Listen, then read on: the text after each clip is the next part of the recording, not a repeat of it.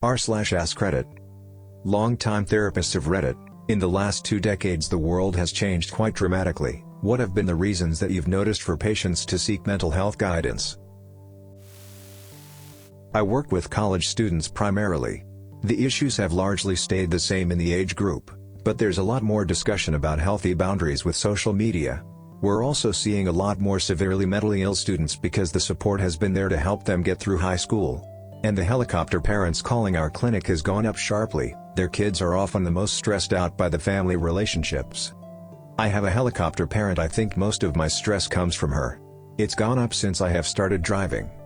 When you get the chance to move a good number of states away, she can only do so much by calling you, and you could always use the golden excuse I was at work or class or meeting, etc. I will just move across the state. I mean, Texas is big and she most likely go from Houston to Texas Texu. That's not even 10 hours away though. Unless she's poor, it's not much of a deterrent to random visits. She doesn't like to travel long distance. She hates highways, and despite us living in Houston, she hates big cities. I don't know why, but she does. Sweet, you should be good then. Hope everything goes according to plan for you. Money. The stress of not having enough is huge. People used to come mostly about relationships and parenting or making decisions. Now it's almost always about money. Doesn't therapy cost them more money, though? A lot of college campuses offer it for free and some are covered by insurance as well. Well, if you get yourself in life-crippling debt, at least you can talk with someone how much your life is crippled. The world has changed, but human minds haven't. The issues are still the same, somewhat exacerbated by technology certainly, and I'd say advertising as well. The real difference though is therapy is not taboo, even for men, so a lot more people are seeking help. Plus there's a boom of LGBTQ people now that it's accepted, who are more willing to open up about their issues without the fear of the only cure being to become straight. Since I stopped watching TV and reading magazines, my life has changed dramatically when it comes to how I view myself and what I think I need. Tenfold once I deleted Facebook. My self-esteem improved and I no longer feel like I'm losing out on the next big thing. And without Facebook, I am no longer comparing myself to anyone else. Which BTW, I only deleted my Facebook because I was so sick and tired of seeing terrible things about terrible people and fake articles and shitty comments that only told half the stories or were just flat-out lies where people only read the title instead of the actual article. I feel like I'd be a lot better off without Reddit, but at longest I've gone without was a week, haha. Honestly, just avoiding all or popular will do wonders. I only look at my subscribed subreddits now and feel a lot healthier. For me, it's just the need to have something to look at in those 5 to 10 minute breaks in the day, and scrolling mindlessly through Facebook is so damaging mentally, so I replaced it with Reddit content I can curate. Might want to prune your subreddits to weed out the most toxic ones. People don't exercise. The effects of exercise are nuts. Not only do you start to look better, which then leads to more compliments and opportunities, you just feel better entirely. I have a terrible attention span and get really fidgety and anxious when I'm sat around a long time. I started just doing push-ups or sit-ups in my downtime, and that turned into a daily exercise routine. There haven't been a lot of super noticeable changes yet, but even the smallest ones make me feel good. In my experience, I don't think the reasons for seeking therapy have changed because, although the world may have changed, the fundamental aspects and struggles of being human are the same. I do think that social media and the expansion of technology have brought the potential for more intrusion and more distortion, or edited presentation, as well as more connection. This brings a greater need for appropriate boundaries and an awareness of realistic expectations. I also think that there is generally more acceptance of mental health difficulties and more acceptance of difference, which can enable people to be more open about themselves and their issues. So perhaps the climate and way people seek therapy have changed, but it seems the human struggles that are brought to therapy are the same. I keep seeing other comments mention how technology and social media has affected expectations. If you don't mind, in what way is it harming us? Just curious. I think technology allows instant connections, which may lead to expectations of instant response. Social media often presents an edited or filtered positive version of people's lives, which may lead some people to have feelings of inadequacy or a need to compete and keep up. It does not necessarily harm us. There are many benefits too. I mentioned that it has the potential for both negative and positive impact, so I think we need to be aware of this. Thanks for the info. You're welcome. Anxiety has increased dramatically. In kids, adults, older people near retirement, the elderly. Fear of everything has become the new norm for a lot of people. Everywhere you look, something bad is happening to someone, and it's advertised through social media and the news. Social unrest is increasing, secondary trauma is increasing, kids are being exposed to things that their brains are not ready for.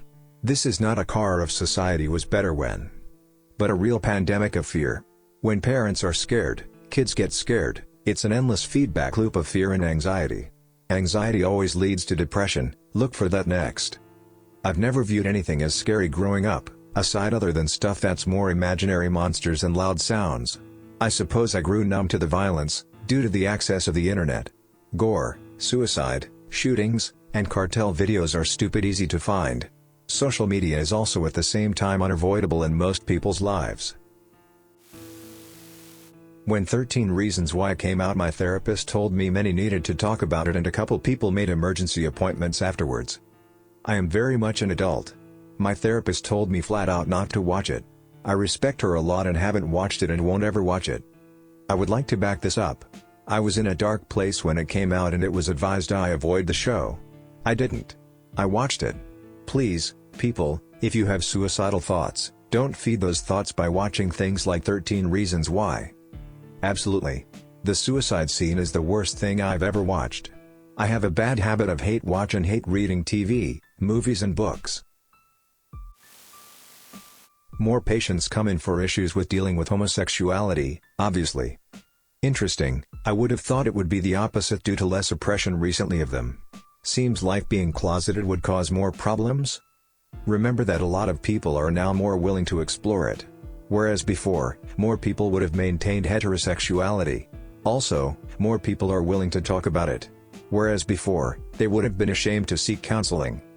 Not to mention, being gay is more accepted now, but bi erasure is still huge. A lot of issues, especially for dudes, surrounding questions about liking men, and does that mean I'm gay, but I like women too?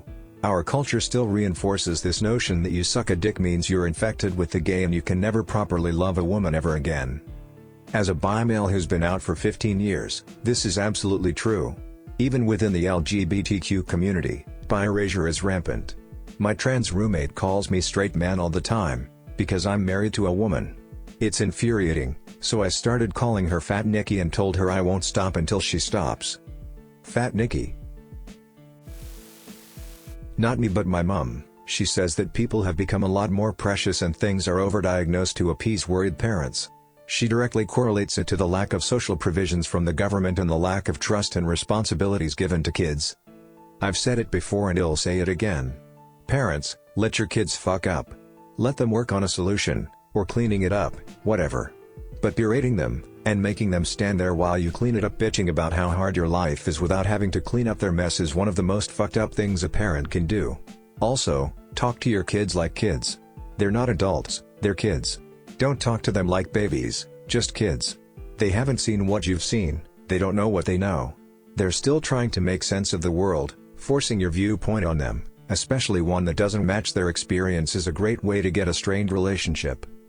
Personally, I think once they hit like 12, you should talk to them like people that are capable of thoughts and feelings that are as real to them as yours are to you.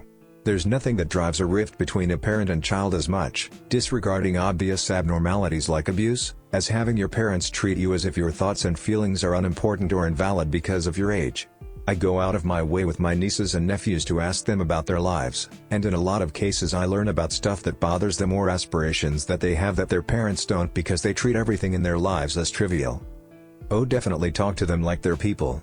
But not like they have the same life experience someone decades older doesn't have yet. It's not fair to anyone. I'm no therapist or specialist in any way or form, but from what I've noticed by just people watching and experience is that a lot of people are lost these days. They seem to not have any guidance. A lot of people come from broken homes, angry parents, traumatized experiences, etc. So they escape into their minds instead of looking within. We are all spirits trying to find the right way to go. The moment we become angry, we become disconnected from the truth and judge everyone. I could be wrong, but this is my experience. I was bitter at the world too by past relationships and I overcame that by forgiving. I feel like people were always lost, You're just more allowed to say it now. Yeah. My grandpa clearly has anxiety. People have always used worrier as one of his main descriptors. It's clear he never dealt with these feelings in a healthy way, and I think it affected my dad because no matter what you achieve, Grandpa will just say, well, that's good, but don't forget X and Y. My dad probably had anxiety and other problems too that he just tried to drown out with alcohol. There was no safe or healthy outlet for his problems and he just kept using it as a crutch. And he abused my goodwill in a way that a parent should not do. I will always love my dad and recognize he wanted to be a good parent, but at the same time I hate my dad and recognize he did a real shit job of being a parent. I ended up recognizing I had a lot of anxiety and had lost control of my life. Luckily, because of my dad's drinking problems, I never used drugs or alcohol as a crutch. But goddamn did I beat myself up mentally. I still do, and my therapist says it'll take years to fix the bad habits I created to survive my dad. But unlike my grandpa and dad, I got therapy. I got the tools to create healthier habits than worrying, drinking, and self-hate. Thanks for watching, everyone. Don't forget to like and subscribe. This is Experimental Journeys.